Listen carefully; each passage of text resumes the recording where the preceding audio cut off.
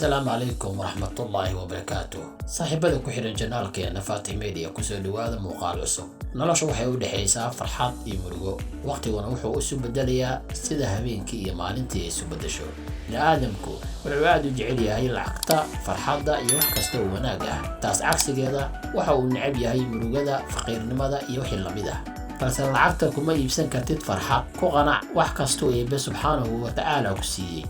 waxaa noqonaysaa qof faraxsan. Sheekadeena maanta waxay tusaale u tahay oraahda aan kor ku soo xusnay. Si aan u gudagalno muuqaalkeena, fadlan haddii ay tahay markii kugu horreysay ee aad halkan nagu soo booqatay, ha iloobin inaad subscribe noo saartid janaalka. Sidoo kalena fiidiyowga like saartid.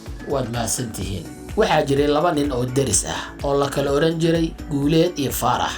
Faarax wuxuu u ahaa nin beeraley ah oo faqiir ah, halka Guuleedna uu ahaa nin hantiile ah.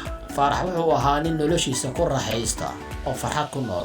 Xilliga habeenkii ah marka uu seexanayo, albaabada iyo daaqadaha qolkiisa ma xiran jirin. Guuleed waxa uu la yaabanaa ninkan deriskiisa ah oo seexanayo isagoo daaqadaha iyo albaabada ay u furan yihiin xilliga habeenkii ah.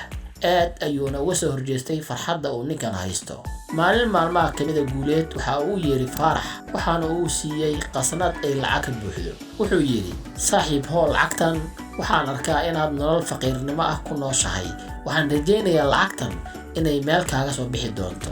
isla markiiba Faarax aad ayuu u farxay. sidii uu maalintii oo dhan lacagtii u kulkulinayay ayaa la gaaray habeenkii. waxaana uu aaday sariirta si uu u seexdo.